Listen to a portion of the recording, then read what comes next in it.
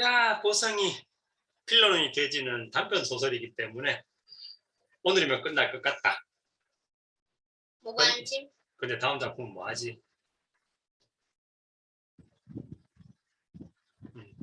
뭐, 읽고 싶은 작품 있어?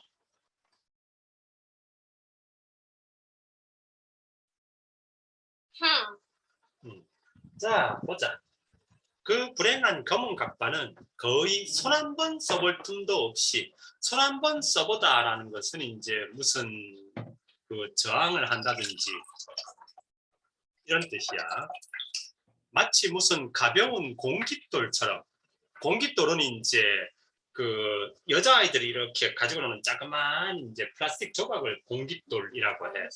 그래서 이렇게 공중으로 던지면서 이렇게 손등으로 받고 이렇게 하면서 노는 거야. 돌? 돌이라고 부르지만은 정확하게 돌은 아니야. 플라스틱. 그 위를 수십 개의 제대화합발이 소나기처럼 쏟아졌다. 자, 그런데 과연 검은 각반은 검은 각반이었다. 가만히 당하고만 있지는 않다. 뭐야? 검은 각반, 검은 각반? 그건 당연하지. 서보성은 서보성. 그렇지. 근데 과연 서보성은 서보성이었다. 이러면 이제 명불허전 이런 뜻이야. 아, 과연 뭔가 걔는 걔답다. 그래서 이제 소주병을 깨뜨려가지고 그걸로 이렇게 휘두르면서 도망치려고 한다. 욕설과 고함 속에서도 조금씩 튀어주는 그러니까 열어주는. 그런데서 뭐 주인공 나오니까 지금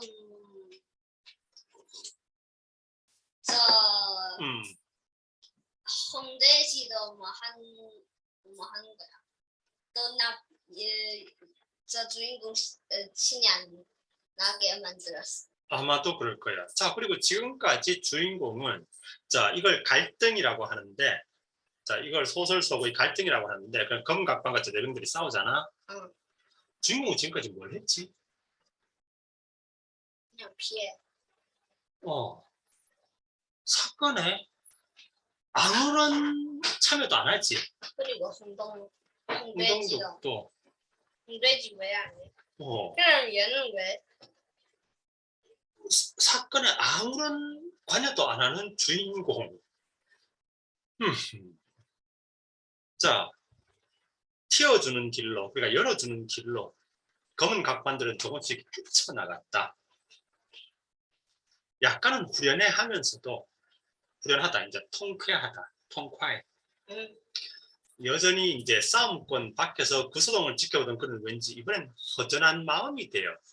그런 검은 각반들의 탈주, 도망치는 거를 바라보았다. 전권은 점점 그의 좌석은 이제 앉아있는 자리 부근으로 옮겨오고 있었다. 그런데 여기서 또 홍동덕이 한마디 합니다. 참말로 왜 이랬는지 모르겠구만. 가겠다면 보내주고 말기지. 지금껏 잊고 있었던 홍이 불쑥 말했다.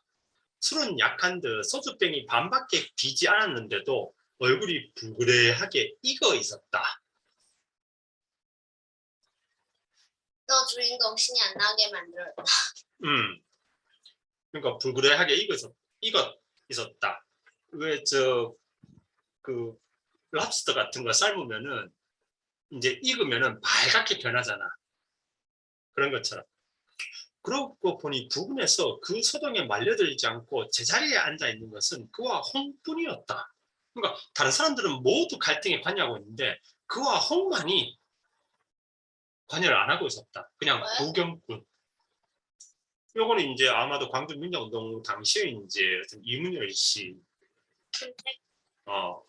왜? 뭐 그것은 왜라기보다는 그냥 그 사람이 그렇게 한 거야.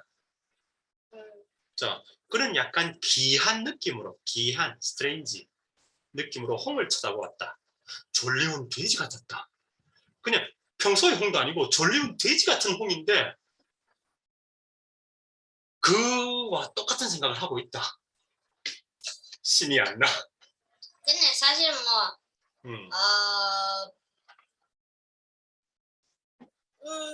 왜 사실 그냥 안 보내줘? 그러니까 이제 그 빨리 이제 그냥 평화로워지길 원하는 거지. 그러니까 사건이 빨리 끝나길 바라는 거야. 그래, 주인공은. 그럼 그냥 왜 안 보내줘? 근데 이제 제대병들은 자기들이 빼앗기고 두들겨 맞은 그래서 화가 나 있잖아. 응, 그러니까 복수를 하고 싶은 거야. 죽인 거야? 그렇게까지는 아닐 거야. 그런데 다시 갑작스런 사태와 변화가 그의 주위를 홍익에서 돌리게 하고 말았다. 누구야 둥치 크다. 자, 덩치 큰 애가 나타났다. 그러면서 못 가, 이 나쁜 놈들. 너희 멋대로야. 너희 멋대로. 그러니까 자기들 마음대로. 수인이 갈 테면 나를 찌르고 가. 마침 나가봐야, 그러니까 군대를 나가봐야, 군대를 제대해봐야 별 볼 일 없는, 별다른 어떤 좋은 일이 없는 몸이야. 왜 여기도 상처고, 어, 상처고. 그걸 자상이라고 하는데 이제 칼로 생긴 상처. 왜? 칼로 이렇게 베이다 보면 아니, 이런데 그분이 얘가 안으면서 얘가 왜? 그러니까 이 군인 아저씨는 좀 험한 생활을 한 것 같다. 특별히 험한 생활을 한 것 같다. 너 펑이었대? 뭐 어쩌면 그럴지도 모르고 다시 검은 각반들의 얼굴에 아연한 그 놀라면서도 이제 궁금한 표정이 떠올랐다. 뭐 찌르라고? 아니 뭐 살고 싶지 않아? 그들은 멈칫 전진을 중단했다. 전진은 앞으로 가는 거, 후진은 뒤로 가는 거. 근데 중단했다. 이때 저 때리면 되잖아. 이때. 근데 여전히 손에는 저 깨진 소주병 들고 있잖아. 아니 저 이때 저 내병은 저 건강판 때리면 되잖아. 그러니까. 그냥 멍. 근데 이제 검은 각반들이 여전히 손에 적을 갖고 있으니까 괜히 때리려고 했다가 저거에 찔리면 이 사람은 겁이 없지만 다른 제대병들은 그래도 복수는 하고 싶지만은 찔리기 싫을 거 아니야. 어디 찔러봐. 괴로운 세상. 여기서 끝내는 것도 좋고 그러니까 삶을 끝낸다라는 거야. 그런 거 통합병원에서 좋아? 삶은 끝까지 살아봐야 돼. 아빠도 힘든 시기가 많았거든. 근데 버티니까 또 좋은 시간이 오더라고. 그러니까 힘들 때는 가만히 버티고 있으면은 쓴맛이 지나가면 또 단맛이 오더라고. 물론 또 단맛이 지나가면 또 쓴맛이 올 때도 있는데 그때 또 그냥 바짝 엎드려서 버티는 거야. 와, 진짜 어. 왜 눈은 다 하얀색? 눈동자 그리기가 조금 귀찮았어. 검은 갑반 중 하나가 질린 듯. 그러니까 막 도저히 말이 안 통한다. 질린 듯 멍청하게 물었다. 그럼 어떻게 하란 말이야? 손에 든 걸 버려. 그리고 꿇어 앉아. 여러 형님들에게 빌어.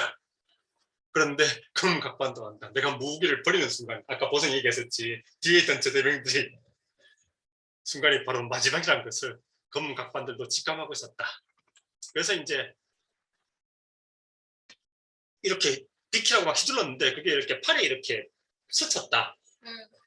여기야. 여길 찔러야지. 그래야 죽든지 몇 개월이라도 편히. 그러니까 아직 군인 신분이니까 다치면 이제 통합병원, 군인병원에 가게 될 거야. 거기서 몇 달이라도 편히 누워 지낼 수 있지. 그따위 유리조각이 겁난다면 사부두의 아이구치가 아니야. 그러니까 이제 원래 저 바닷가에서 좀 살았던 모양이다. 바닷가에 사는 사람들이 좀 터프한 경향이 있어. 에이, 죽어라! 그 끔찍한 광경이 한 계기가 됐다. 그러니까 사람은 싸우다가도 피가 나면은 이제 사람들은 정신을 잃어. 왜? 그러니까 피가 묘한 역할을 해. 그러니까 싸워도 피가 안 날 때는 사람들이 그래도 이성을 가지고 있는데 한쪽이 피가 나버리면은 이것도 일종의 본능일까? 피가 나면은 양쪽 다 이제 주체를 못해. 왜? 나 죽여버리고 싶어. 아니, 그거는 너무 무서운 말인 것 같다. 이성을 잃어. 자, 그 끔찍한 광경이 다시 한 계기가 됐다. 어떤 전환점이 되었다. 지금껏 물러서고만 있던 제대병들이 갑작스레 공격으로 전환했다. 스위치. 죽여버려. 그리고 이제 막 손으로 끌고 들어간다. 눈 깜짝할 사이에 검은 각반 넷중에 서 있는 것은 하나뿐이었다. 그 사이 셋은 각각 끌려가서 여기저기서 비명과 신음을 내고 있었다. 홀로 남은 검은 각반도 사태가 절망적인 것을 깨달은 모양이었다. 얼굴에 본능적인 죽음의 공포가 어렸다. 형님들 살려주십시오. 용서해 주십시오. 한 번만. 그러나 말을 맺다라는 것은 끝내다. 한 사람씩 뭐 100원만 가져갔는데 한 사람씩 100원 가져가면 좀 뭐 그냥 1,000원이잖아. 뭐 1,000원인가 많이 그럼 많은 돈도 아닌데 왜 이렇게 죽여버려? 자, 누구도 죽지는 않아. 그런데 왜 이렇게 때려? 자, 그게 이제 작가가 전하고자 하는 핵심이야. 전두환은 자 여기에서 이제 보자고. 그러나 말을 맺을 수도 없이 사방에서 발기가 주먹이 날아들었다. 그리고 이제 이 열차 안은 자 비명, 욕설, 죽여버려 하는 막 욕설, 그리고 이제 피냄새, 그다음에 막 사람을 두들겨 패는 소리, 그리고 심지어는 담뱃불로 지진다. 기표처럼. 자 그러면 주인공 그걸 보면서 어떤 생각을 할까? 어떨 것 같아? 보성이 무섭다. 무섭다. 그러면서 자 주인공은 검은 각반이 지배하던 때와 검은 각반이 무너진 때 언제가 더 좋았다고 생각할까? 검은 각반. 왜냐하면 그때는 100원만 주면 100원을 빼앗겼지만은 질 수는 있었잖아.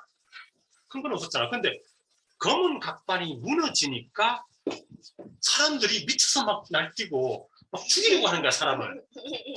그러니까 이걸 통해서 작가는 주인공은 독재의 숨겨진 가치를 발견한다. 독재가 무조건 나쁜 것만은 아니었구나. 비록 100원을 빼앗아가고 그것 때문에 내가 화를 내긴 했지만은 이 무식한 사람들을 질서 있게 통제하는 역할도 하고 있었구나. 아마 주인공이 만약에 돌아갈 수 있다면 주인공은 돌아가고 싶을 거야. 이해되겠어? 그러면서 비로소 주인공의 침묵은 정당성을 갖는다. 즉 검은 각반에 저항하면서 일어나지 않았던 주인공의 비겁함은 이제 정당한 게 돼. 왜냐하면은 자 검은 각반보다 더 나았잖아. 그런데 자기가 검은 각반에 막 다른 사람들이 얘기해가지고 검은 각반에 저항하자 라고 해서 만약에 성공했다면은 이런 지옥이 되는 거 아니야. 그러니까 자기가 가만히 참고 있었던 게 올바른 게 되는 거야. 이해되겠어? 이렇게 작가는 주인공인 그에게 자신을 투영해서 리플렉션, 부끄러움을 극복한다. 그래서 작가는 만약에 광주 민주운동을 계기로 국민들이 전두환을 무너뜨렸다면 대한민국이 지옥이 되었을 것이다. 그러니까 이제 나서지 않은 내가 옳은 거다. 가 된다. 뭡니다.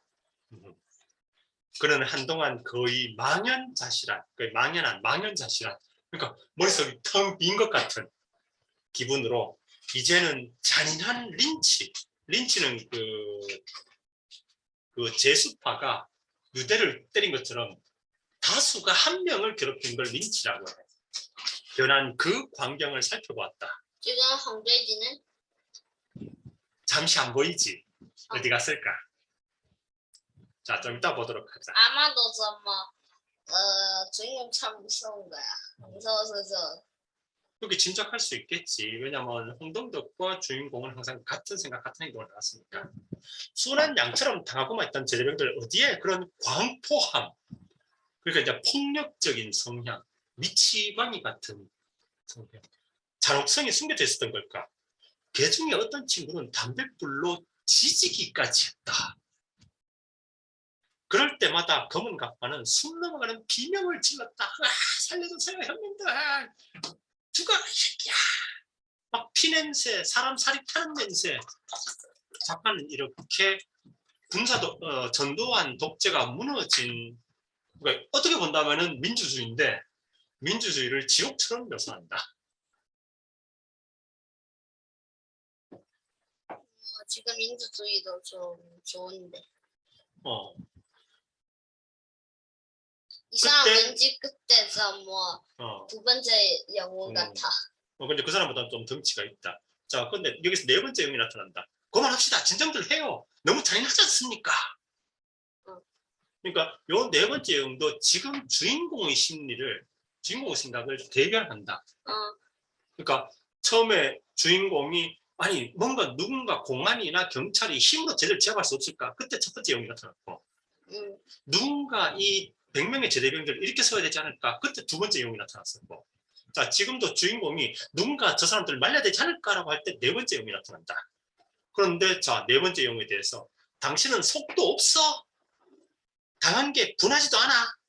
이런 악종들은 나쁜 종자, 씨앗들은 아예 씨를 말려야 해. 그러니까 씨앗을 전부 없애버려야 돼. 다시 못 자라도. 나쁘다.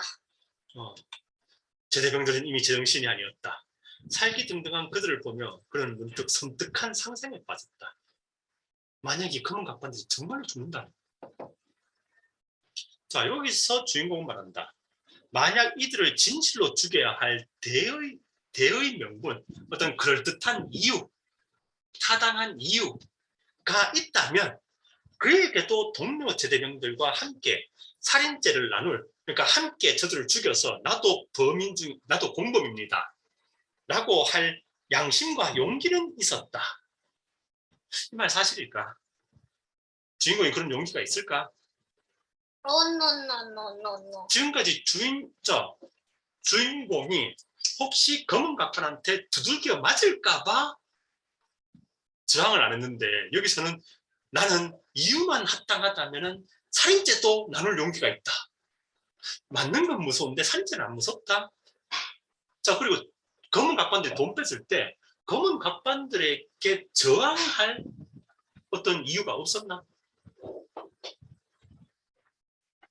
있는데. 그때도 저항할 이유가 있었잖아. 그때도 대의 명분이 있었다고. 그런데 저항 안 했잖아. 맞는 게 무서워서. 근데 지금은 살인죄도 나눌 용기가 나는 있다. 아빠는 못 믿겠다. 그래서 그런데 이제, 얘는 거짓말도 잘해. 그는 좀 뭐랄까 신뢰하기가 좀 힘든 인물이다. 근데 하여튼 이제 왜 이렇게 심하게 때린 거 아니지? 그리고 이건 가정이지. 이런 일은 역사에 없었었어. 광주 민주화운동은 전두환 씨의 일방적인 광주시민 학살과 끝이 났어. 그러니까 이런 일은 없었었어. 근데 자기는 가정하는 거야. 왜냐하면 이렇게 해야지 자기 침묵에 정당성이 생기니까. 그 양심과 용기는 있었다. 저기 이제 작가는 그는 그런 말을 하고 싶은 모양이야. 나는 옳은 이유만 있다면은 살인죄도 덮었을 용기가 있었다. 그런데 이 폭력에는 아무런 어떤 대의 명분이 없다. 그래서 내가 이들과 함께하지 않는 것이다. 나는 침묵하는 것이다. 너 믿는데. 그러나 이미 그것을 지배하는 것은 눈먼 증오. 눈먼은 이제 막무가내, 그러니까 아무 이유도 없는 증오와 격앙된 감정이 아주 이렇게 꽂혀 있는 거야. 격앙된 감정이 있을 뿐 대의는 없었다. 그렇다면 내가 할 일은? 그래서 이제 주인공은 자기 자신에게 변명을 한다. 이유가 있으면 나도 살인죄 덮어쓸 수 있어. 근데 이유가 없어. 그래서 내가 도망치는 거야. 가 됐다. 동료들이 부상당하고 피해를 당하고 있을 때 그들을 분기시키지. 그러니까 분노에서 일어서게 못했던 것처럼 이제 불필요하게 난폭하고 잔인해진 것 또한 그러니까 말릴 능력은 그에게 없었다. 그러다가 기껏 그가 생각한 것은 대의 없는 이 소동의 와중에서 벗어난다는 것이었다. 도망친다는 것이었다. 그런 날뛰는 동료들 사이를 조심스레 헤쳐 그 객차를 빠져나왔다. 이러려고 10번째 줄에 앉았던 거지. 기억나? 응? 이러려고 기차의 그 10번째 줄에 앉았던 거지. 혹시 무슨 사고가 나면은 도망치기 쉬우니까. 응. 자, 그런데 이번에는 심지어 홍동덕이 한 발 더 빨랐다. 같은 게 아니라 홍동덕이 한 발 더 빨랐다. 자, 다른 열차에 와서 이제는 안전하구나라고 쉬고 있는데, 가슴을 쓸어내리고 있는데, 옆에서 술에 취한 홍동덕이 쑥 일어난다. 잘 나왔구만. 내 나올 때 이 형도 데리고 나오려고 하다가 또 이 형도 썸낼까봐 자꾸 나한테 성내니까, 화내니까 내가 요번에 내가 먼저 나왔어요, 혼자. 홍동덕이 주인공보다 한 발 빨랐다. 주인공 기분 어떨까? 이제 평등이 깨졌다. 더 이상 Overused 홍동덕과 word. 자신은 평등하지 않다. 지가 홍동덕보다 못하다. 그런 처음에는 섬찟한 기분이었다. 그러나 이내 원인 모를 슬픔과 절망으로 쭉 쳐져내렸다. 나는 단체 시끄러운 게 싫어서 자, 소주를 한잔 하소. 그러자 주인공은 이 괴로움을 견딜 방법이 없다. 그래서 홍동덕이 주는 소주를 그냥 경째 마신다. 그래도 그가 이런 일화를 생각해낼 수 있었던 것은 순전히, 일화란 것은 에피소드, 요 다음에 이제 나오는 이야기, 순전히 논 팔고 밥 팔아 그를 대학교까지 보내준 고향의 늙은 부모 덕택이었다. 다음 이야기? 요 다음 페이지에 나오는 이야기. 자, 그러니까 여기에서 이제 주인공은 그래도 나는 대학 나왔으니까 이 다음에 나올 필론의 에피소드를 기억하는 거고, 홍동덕은 이 에피소드를 모를 거야. 응? 자, 필론의 에피소드가 뭔지 보자.